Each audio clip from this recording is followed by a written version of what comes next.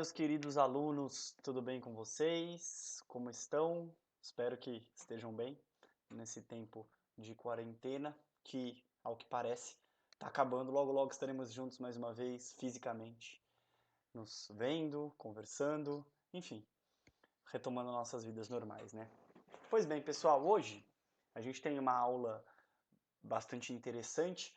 É uma aula de peças que vocês vão usar muito na vida profissional de vocês, mas são peças que têm menor relevância para as provas da OAB e até para o nosso curso. As duas peças que eu vou trabalhar aqui com vocês são peças que aparecem com menos frequência em concursos públicos. Enfim, elas são tratadas como menos importantes, mas na prática eu vou mostrar a vocês que elas têm uma importância bastante considerável. Hoje a gente vai falar sobre réplica e sobre alegações finais. Tudo bem? Vamos lá, pessoal?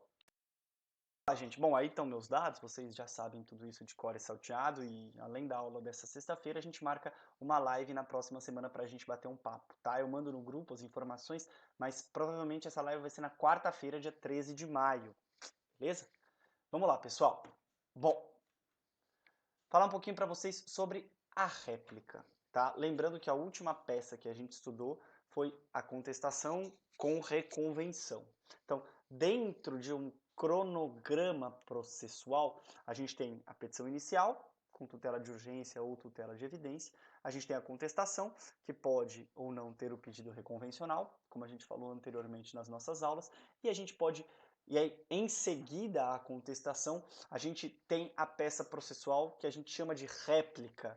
E, inclusive, esse nome réplica, ele está contemplado no CPC em diferentes institutos, mas ele também pode aparecer como manifestação sobre a contestação, enfim. Mas é a peça processual que vem logo a seguir da contestação em resposta à contestação. É como se fosse uma resposta à peça contestatória anteriormente protocolizada.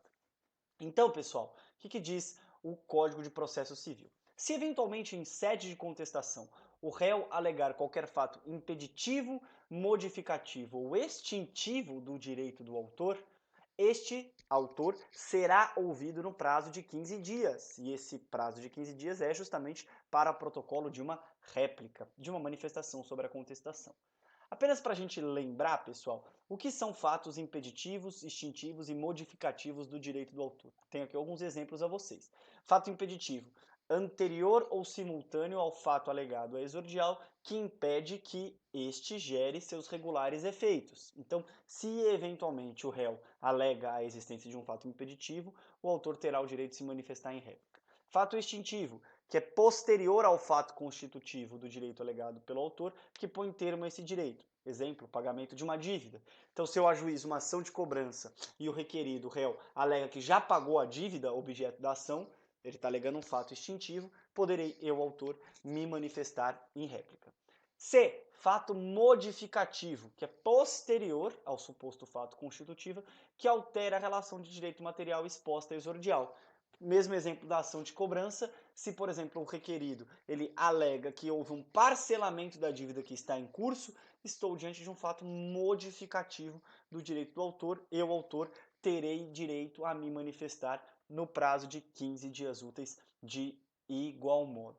Tá bom, pessoal? Então, sempre que em sede de contestação vier a ser legado um fato extintivo, modificativo ou impeditivo do direito do autor, que na prática acontece em quase todas as contestações, o autor, que foi aquele que protocolizou a exordial, terá direito a ser ouvido mais uma vez no processo por meio da réplica, por meio da manifestação sobre a contestação. A mesma situação, pessoal, ocorre caso sejam levantadas quaisquer das preliminares previstas no artigo 337 do CPC. Sim, o Código de Processo Civil fala que também, se porventura em sede contestatória tiver sido levantada a existência de algumas das preliminares do artigo 337, e aqui vale a pena a gente relembrar essas preliminares, o autor terá 15 dias para se manifestar quanto a essas preliminares. Só para a gente lembrar, pessoal, as preliminares do 337, inexistência ou nulidade da citação, incompetência absoluta ou relativa, incorreção do valor da causa, inépcia da petição inicial, perempção, litispendência, coisa julgada, conexão, incapacidade da parte, defeito de representação ou falta de autorização, convenção de arbitragem, ausência de legitimidade ou de interesse processual, falta de caução ou de outra prestação que a lei exige como preliminar, indevida concessão do benefício da gratuidade da justiça.